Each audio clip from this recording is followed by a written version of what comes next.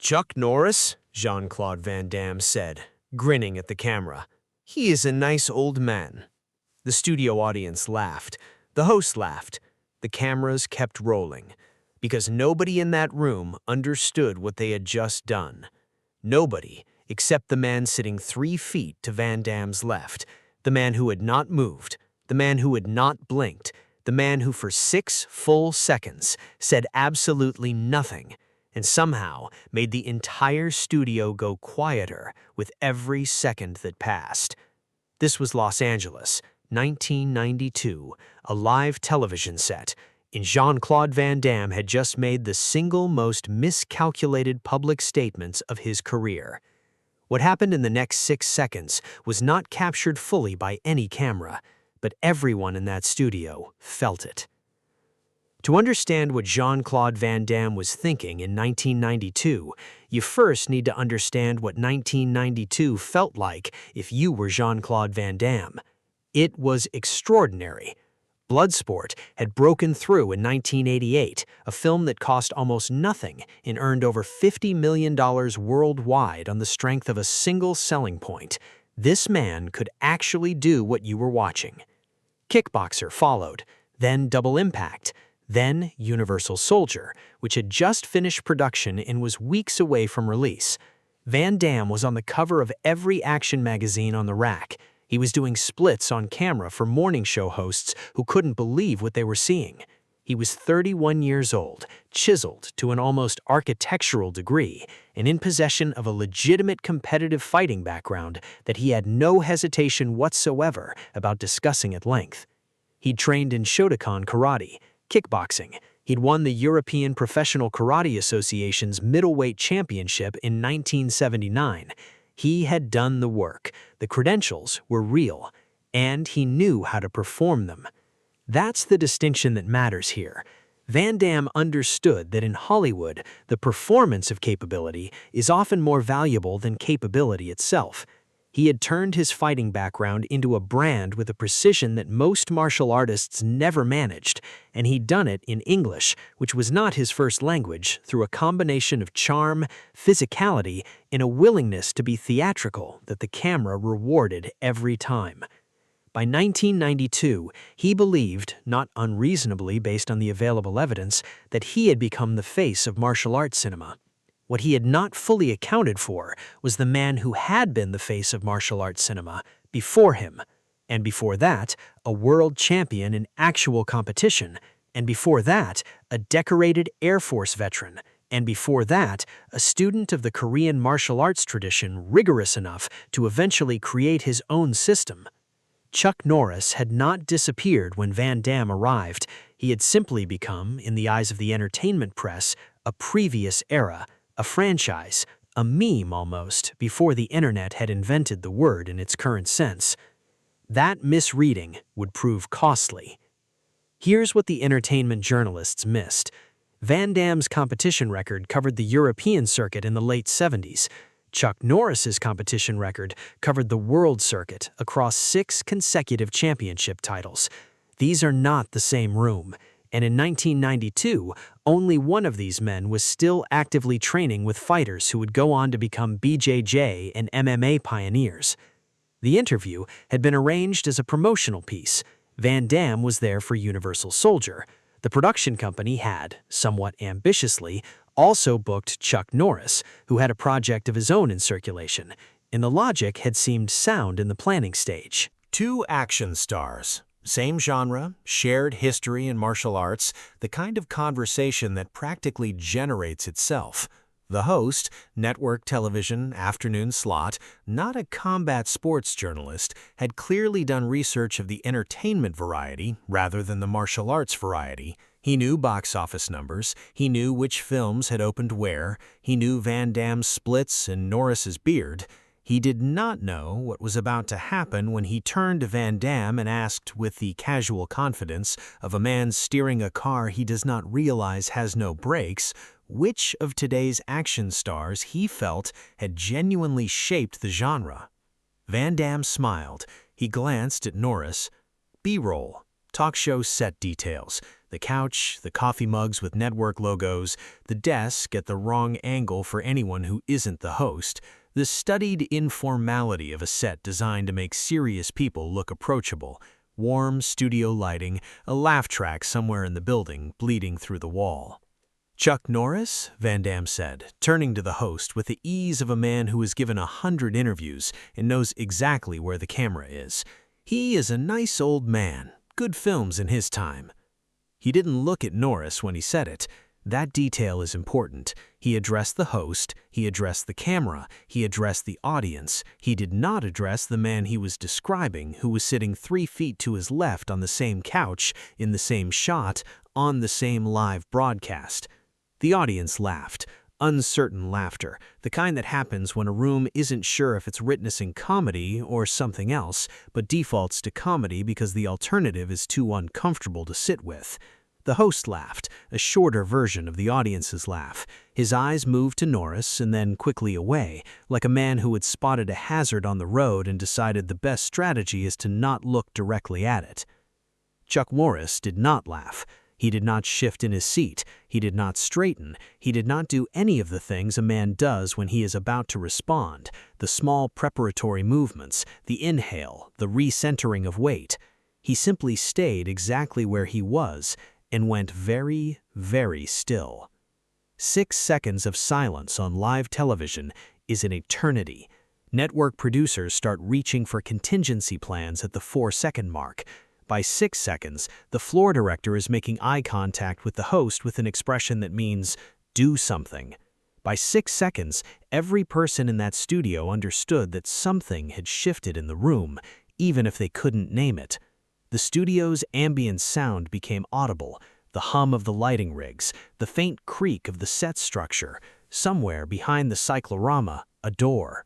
Van Damme's smile remained in place, but began to do something complicated around the edges, the expression of a man who has made a move in a game and is waiting for the board to respond in the way he expects, and is starting to register that the board may have different ideas. He glanced at Norris. For the first time since he'd spoken, he actually looked at him, and Chuck Norris looked back. Not with anger, not with the theatrical bristling of a man whose ego has been poked, not with the performed dignity of someone about to deliver a prepared comeback. He looked at Van Damme with the expression of a man who has just received some very interesting information and is deciding with complete calm what to do with it. 3 more seconds passed. The host opened his mouth. Chuck Norris spoke first. His voice was the same register it always was. Not louder, not slower for emphasis, just the flat, even tone of a man who has never found volume persuasive. He said, "Jean-Claude, would you like to continue this conversation somewhere that doesn't have cameras?" He didn't smile when he said it. He didn't break eye contact. The laugh track from the adjacent studio had gone quiet. Probably coincidence. It didn't feel like coincidence. Van Damme's smile completed its journey from confident to complicated to something that had no clean name but which every person in that room recognized instinctively. The expression that lives at the intersection of having said a thing and beginning to understand its cut. Stay on the 2-shot. Do not cut to the host. Do not cut to the audience. The story lives in the space between these 2 men. The 6 inches of air between them on that couch is the most charged space in the building. Hold it. The segment ended shortly after. The official version, the version that aired, showed a graceful pivot by the host, a commercial break that arrived with suspicious timeliness, and a second segment in which both men discuss their upcoming projects with the careful cordiality of 2 nations who have recently signed a ceasefire. What the broadcast did not show was what happened during the commercial break. 11 people witnessed it. The floor director, 2 camera operators, a makeup artist who had frozen in place near the back wall, the host, who later told a mutual acquaintance that he had never once in 15 years of television felt that particular quality of silence in a studio, the producer's assistant, Van Damme's publicist, who reportedly spent the break studying her clipboard with extraordinary focus, and 3 members of Chuck Norris's team, his coordinator, a fighter from his training circle, and 1 other person whose identity the witnesses either couldn't confirm or declined to share. What happened was not a fight. What happened was an offer and a response. Van Damme, to his credit, and witnesses emphasize this because it matters, did not retreat into performance. When the cameras stopped, something in him recalibrated. The showmanship dropped. He looked at Chuck Norris the way a trained fighter looks at another trained fighter when the audience is gone and only they two are left with the truth of the situation. He said, quietly, "You want to show me something?" Norris stood. Not dramatically, not in a way that announced itself. He simply stood, the way a man stands when there is a reason not to be. He moved to the small open space behind the set, 10 feet of clear floor between the camera equipment and the cyclorama, the kind of space that exists on every set and gets used for nothing except cable management and standing around. Van Damme followed. What happened in that 10 feet of space in those 4 minutes was not reported, not by the witnesses, not by either man, not by any journalist who covered either career in the years that followed. The silence around it was not imposed, it was chosen. And chosen silence in the martial arts world almost always means the same thing. What occurred was real enough that putting words to it felt inadequate. The witnesses described it differently depending on who was asking and how many years had passed, but the consistent elements, the ones that survived across every version, were these. Van Damme moved first, a testing combination, the kind of thing a trained fighter throws to establish range and read reaction time, not full commitment, calibration. He did not get the information he was looking for. What he got instead was the sensation, described by fighters who have experienced it and nobody else because it has no adequate civilian equivalent, of a man simply not being where the attack was going, not dodging, not blocking, just not being there in a way that felt less like movement and more like the attack had never had a valid target to begin with. Norris countered once, a single controlled strike to Van Damme's shoulder, the same vocabulary he'd used in other private exchanges, the one that translates as, "I could have ended this at any point in the last 3 seconds." Not pain, just information. Van Damme stood still. He rolled his shoulder. He looked at Chuck Norris for a long moment. Then he nodded, once, slowly. Not in defeat, witnesses are clear on this distinction. Not the nod of a man who has been broken, the nod of a man who has been educated, who has received accurate information about a reality he had been working from an incomplete model of and is now updating. He said something. Nobody in the outer ring heard it clearly, but one witness, the floor director who was closest, later said it sounded like an apology. Not a performed one, the real kind, the kind that's short and costs something. Norris responded. 1 sentence. The floor director couldn't make it out either, but he said Norris was smiling when he said it. Not the cold smile of a man who has won, the warm smile, the unexpected one, of a man who has just seen something he respects. The second segment of the interview aired without incident. Both men sat on the couch, both discussed their projects, both were professional, measured, civil. To a viewer watching at home with no knowledge of what had occurred 4 minutes earlier, it looked like 2 colleagues who had worked in the same industry for years and had nothing particularly interesting to say about each other. To the 11 people in that studio, it looked like 2 men who had said everything that needed to be said and were now doing the courtesy of a clean exit. The segment never found its way onto a greatest moments reel. The exchange behind the set was never described in any authorized account. Van Damme, in subsequent interviews, spoke of Norris with a consistency of respect that journalists occasionally noted as unusual, given that Van Damme was not, in most professional contexts, a man who deferred readily. He never explained why. The host retired from television 7 years later. In one interview conducted near the end of his career, a journalist asked him about memorable moments from his 15 years behind the desk. He mentioned the 6 seconds. He didn't call it that. He described it as a moment where I understood that what I thought was happening in the room was not what was actually happening in the room. He said he thought about it sometimes when he interviewed people who were performing confidence as opposed to possessing it. He said the difference, once you'd seen it side by side, was impossible to unsee. He did not name either man. He didn't need to. Chuck Norris never referenced the interview publicly. Not in the years immediately following, not in the memoir-adjacent books and retrospective interviews of his later career, not in any of the press surrounding the creation of Chun Kuk Do, his own martial arts system which he was actively developing during this same period. He had nothing to prove by talking about it. He had already said what he needed to say. In 6 seconds of silence, and then in 4 minutes behind a television set in front of 11 witnesses who chose, every one of them, to protect the moment by not performing it for public consumption. Van Damme's career continued its trajectory through the 90s. Universal Soldier was a hit, Hard Target, Time Cop. He remained a legitimate box office presence for years, and his actual fighting background remained genuinely impressive. The European competition record was real, the training was real, the physical capability was real. What changed, according to people who worked with him across that decade, was something subtler than capability. It was the way he talked about other fighters.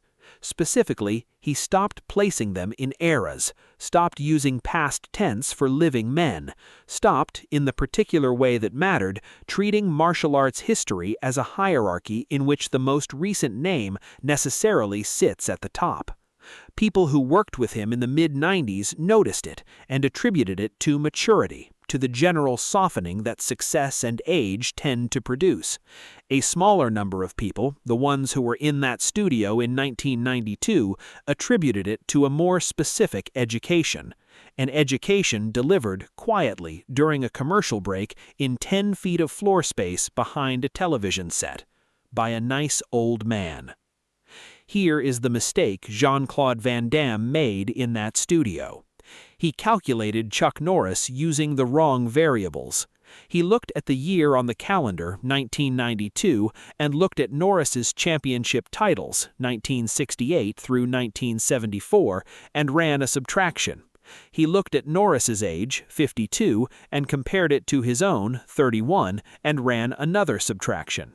He looked at the genre landscape and saw himself as the current model and Norris as the previous generation, and he drew the conclusion that these subtractions naturally suggested. The conclusion was wrong, not because the arithmetic was wrong, because the variables were wrong. Age in martial arts is not what age is in sprinting, where the body's peak output is the primary variable and the decline is measurable and inevitable. Age in martial arts, in the tradition Chuck Norris had spent 50 years inhabiting, is something closer to compounding interest. Every year adds to what is already there. Every additional year of drilling, of training, of refinement makes the existing foundation denser and more efficient.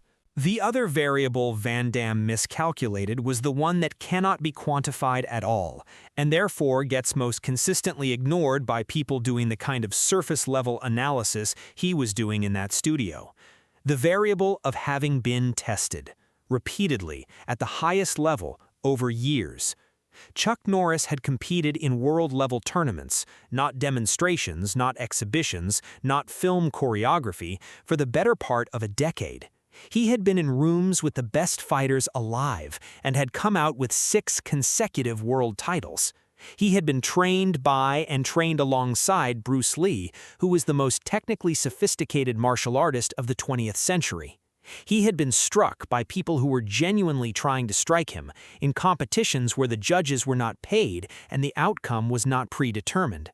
He had accumulated through genuine combat experience across genuine competition a level of threat assessment and tactical response that does not exist in any other context.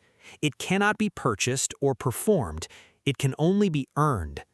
Van Damme had earned something real too, but it was not the same thing, and in the 10 feet of space behind the cyclorama, the difference revealed itself with the clean efficiency that genuine experience always produces. What Chuck Norris demonstrated in those 4 minutes was not dominance, it was depth. The depth of a man who has been at this for so long and with such commitment that the performance layer has been burned entirely away, leaving only the thing itself, refined past the point where youth or size or theatrical confidence can find purchase. That's what the 6 seconds of silence on camera were communicating before a single physical thing had happened.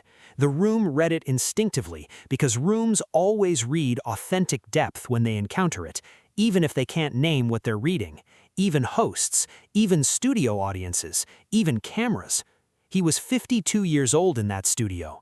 He had been world champion when Van Damme was a teenager in Belgium. He had created a martial arts system, competed at the highest level, trained under the greatest martial artist of his generation, choreographed some of the most technically accurate fight sequences in American cinema history, and was actively cross-training in disciplines that the wider martial arts world would not recognize as essential for another decade. He had been told in various forms that his time had passed for 20 years. He had never once adjusted his schedule to accommodate that information. The camera caught 6 seconds of the truth. The rest happened off-camera, in a quiet space, between 2 men and 11 witnesses, in 4 minutes that neither man ever felt the need to publicize. Because the men who are genuinely the most dangerous, not on screen, not in a promotional interview, not in a mythology machine of their own construction, those men have a particular relationship with silence. They know what it costs, and they know exactly when to use it. 6 seconds, no movement, no anger, no performance, just the absolute, unanswerable weight of a man who knew exactly what he was.